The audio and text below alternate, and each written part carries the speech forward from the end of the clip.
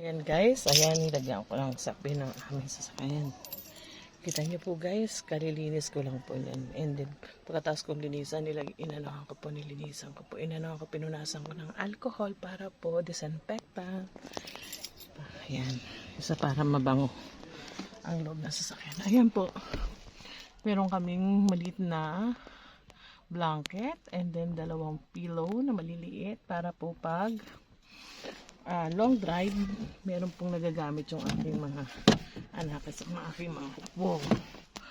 Yan guys, meron din dito ang pamaypay dito. Ayan, pag sumasamba, dito na nilalagay ng aking mga anak. Pag sumasamba kami guys, ayan, isang maliit na pillow, isang maliit na blanket at saka 2 maliit na pillow. Ayan guys, and then ito, sinapinan ko para pag hindi diretso doon sa upuan kasi hindi pa po naka leather yung upuan namin. Ayan. Guys. And then dito naman po, pakita ko po sa inyo ang laman ng aking, ito po, ang laman ay mga basahan. Bumili ako ng basahan na pang ayan. Tapos meron din ako dito kapag yung 2 eco bag para pag namamalengke, meron po akong nakalagay dito sa namin sa sasakyan para hindi na ako madalas kasi nakakalimutan ko. And then may disposable glass at saka dito disposable na kutsara. Ayan guys, ang laman. And then ayan ang nilalagyan ko dito para pag may basahang pamunas. And then guys, doon sa harapan ay usually mga ayan, magulo guys, diba? May suklay, may ballpen and resibo and notebook, mga listahan, and then salamin. Importante sa akin ang salamin. And then may mask. Ayan guys, and then mga resibo, papeles ng mga ito lang po, papeles sa sasakyan. Ayan guys, mga usually laman dito kasi tinanggal ko na yung mga dogs. So ayan, kasi yan lang po ang aking laman dito sa amin. Ayun, merong hand sanitizer and then license ng aking asawa dyan, tsaka yung salamin niya, and then yan guys, ito ang aking munting laman. Ayos na aming sasakyan. Ang ginagamit ko po pala rito perfume, hindi po ako gumagamit ng ibang pabango. Gusto ko po kasi natural. Kasi nga po, ang aking mga anak ay mahihiluhin at saka yung mga apo ko. Kaya ang ginagamit ko yung ayun, lavender po. Pero siya, oil base siya na nandyan lang sa hindi siya matapang, hindi siya masakit sa ilong. Tsaka hindi po yung katulad ng pabango na yung parang jelly. Kasi po madaling makasira yun ng aircon. Kaya yun hindi ko po yung ginagamit. Bali, ang ginagamit ko is oil base. And then ito, ayan. Kapag yung ito yung mga card.